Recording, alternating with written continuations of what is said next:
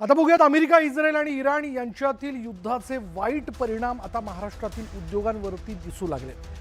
Gas टंचाई, कच्च्या मालाची बंद झालेली आयात आणि वाढलेले दर यामुळे उद्योग अडचणीत आले। प्लास्टिक, स्टील, ऑटोमोबाईल आणि साखर उद्योग संकटात सापडलाय। काही ठिकाणी तर उद्योग बंद करण्याची वेळ आली आहे।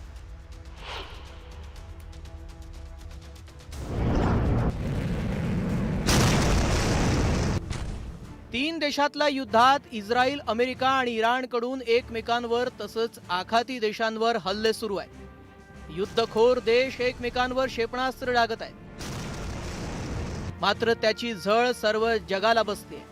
महाराष्ट्रातील उद्योगही आता संकटात सापडलाय। कतारसह आखाती देशांमधून येणाऱ्या कच्च्या मालाच्या आयातीवर परिणाम झाल्याने अनेक उद्योग अडचणीत आले आहेत। जळगावमध्ये प्लास्टिक उद्योगाला या परिस्थितीचा मोठा फटका बसला। कतारमधून येणाऱ्या कच्च्या मालाची आयात बंद झाल्यामुळे कच्च्या मालाच्या दरात तब्बल 50% वाढ झाली आहे। परिणामी अनेक प्लास्टिक कंपन्या बंद पडल्या आहेत। पॉलीविनाइल क्लोराईड असेल, हे सर्वांचं जो रॉ मटेरियल आहे ते तिकडून येत असतं आणि समजा चायनामधनंही काही मटेरियल येतं, परंतु आता भाडे आणि शिप हे दोघं वाढल्यामुळे रेट 50% वाढलेले आहेत। छत्रपती संभाजीनगरमध्ये आखाती देशातील युद्धाचा परिणाम दिसू लागलाय। शेंद्रा, वाळूज आणि चिखलठाणा MIDCतील अनेक कंपन्यांमध्ये उत्पादनासाठी मोठ्या प्रमाणात गॅसचा वापर होतो। दररोज 250 ते 300 मेट्रिक टन गॅसची गरज असते। मात्र सध्या गॅस टंचाईमुळे काही उद्योग बंद होण्याच्या मार्गावर आहेत।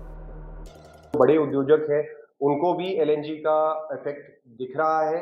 किसी के पास में 2 दिन का स्टॉक है, किसी के पास में 4 दिन का स्टॉक है और किसी के पास में हैंड टू माउथ की सिचुएशन है। अभी सिचुएशन काफ़ी गंभीर है, पैनिक सिचुएशन है अभी और उद्योजक यही ट्राई कर रहे हैं कि कैसे LNG प्रोक्योर करें।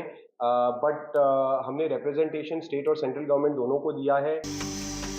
जालना जिल्ह्यातील स्टील उद्योगालाही युद्धाचा फटका बसलाय।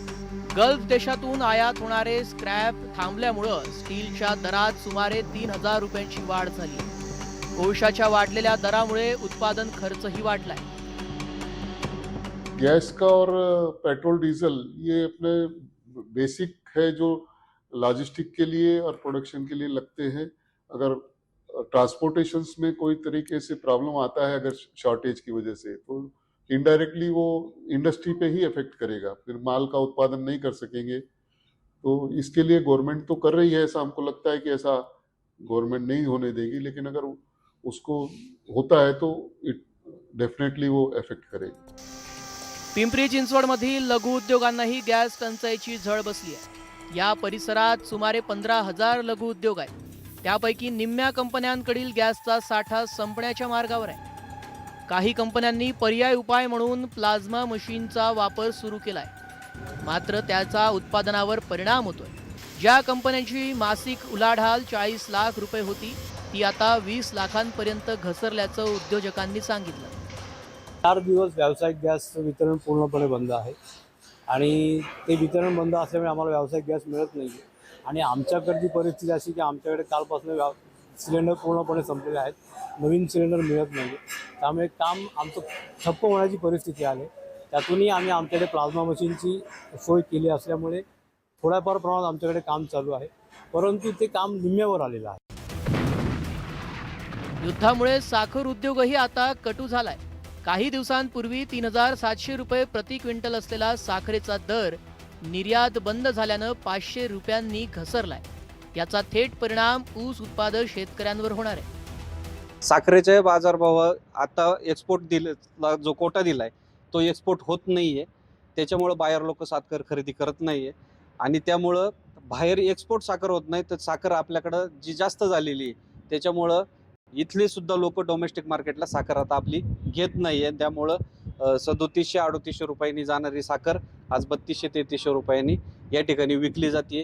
ती सुद्धा बाहेर या ठिकाणी डोमेस्टिक मार्केटला घेत नाही आणि हीच जर परिस्थिती चालू राहिली तर शेतकऱ्यांचं फार मोठ्या प्रमाणामध्ये नुकसान होणार आहे। उद्योग बंद पडल्यास त्याचा परिणाम मोठ्या उद्योगांपासून ते छोट्या उद्योगांवर होतो। एकदा उत्पादन प्रक्रिया थांबली तर पुन्हा सुरू करण्यासाठी 24 ते 48 तास लागतात आणि संपूर्ण उत्पादन साखळीवर त्याचा परिणाम होतो। एकंदरीतच आताची परिस्थिती सुधारली नाही तर मोठं नुकसान होऊन मंदी येण्याची शक्यता नाकारता येत नाही. Bureau report, news 18 Marathi.